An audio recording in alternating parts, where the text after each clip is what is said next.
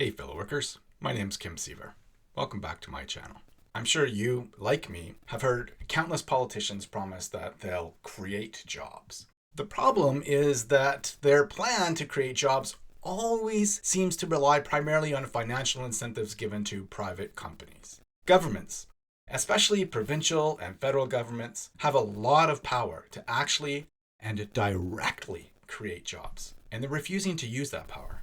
Let me explain. Governments have power to build whatever they want. They can build roads, or schools, or hospitals. They can build a high-speed rail network or a complex irrigation canal network. They can build a petrochemical processing plant or a massive solar array. And every single one of those projects requires labor power to build. In other words, jobs. Plus, every one of those roads employs people to maintain them. Every one of those schools and hospitals employs people to operate them. That high-speed rail network employs people to run it, and the irrigation canal network employs people to manage it. Same goes for the processing plant and the solar array. Not only that, but if the government owns each of these projects, they can control how many people they hire, and they don't need to beg and entice private companies to hire more people. Plus, because the government doesn't have the added expense of creating profit, they can pay their workers more. Now that's just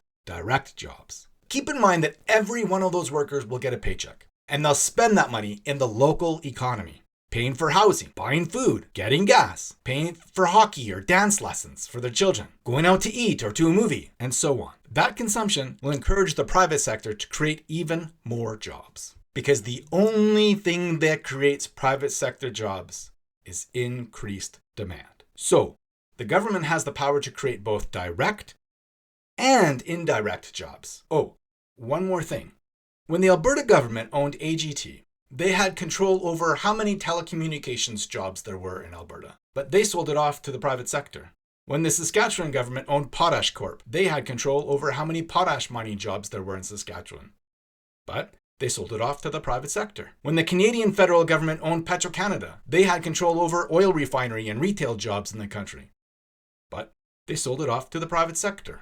And now all these jobs, and those of the many other crown corporations that governments in Canada sold off, are more tenuous. Their dependability is up to the whims of the owning class rather than the needs of the general public. When a politician promises you that they'll create jobs, but they have no plans to build something and own and staff that thing, they're promising you a gimmick. Remember, jobs are created by demand, and the government has the power to create demand. And it's not through promising subsidies and tax breaks to billionaires.